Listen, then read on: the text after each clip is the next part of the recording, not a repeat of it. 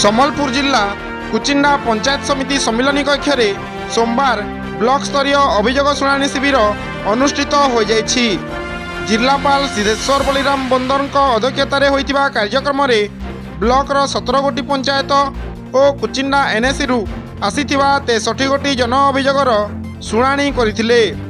एथिरे सामूहिक भावे 22 गोटी और 41 टी व्यक्तिगत अभियोग आसीथिला। जिलापाल बंदर केतेक अभियोगर तुरंत समाधान करिथिबा बेले अन्य अभियोग गुड़िकर तुरंत समाधान करने विभागीय अधिकारी निर्देश देइथिले। एथिरे निर्माण कार्य, रास्ताघाट, जलसेचन, चाषी धान टोकन लैब्स, शिक्षा समस्या, वार्धक्य और भिन्नक्षम भत्ता, हाथी उपद्रव समस्या, सुभद्रा योजना संपर्क में अभियोग आगत होइथिला।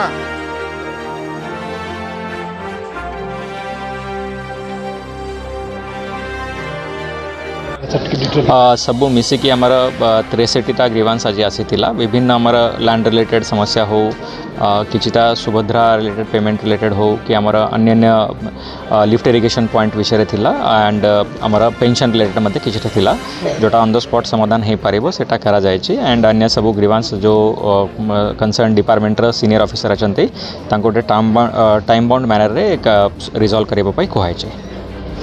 मोर नाम भुवनेश्वर किसान, ब्लॉक चेयरमैन। आज आमर जिलापाल अभियोग शुणाणी ये अंचल लगी करते कुचिंडा ब्लॉक आमर कॉन्फ्रेंस हॉल ठाने विभिन्न प्रकार समस्या के लेकर लोक अभियोग आनी ठाने आमर 63टा अभियोग पत्र आसीला। से भितर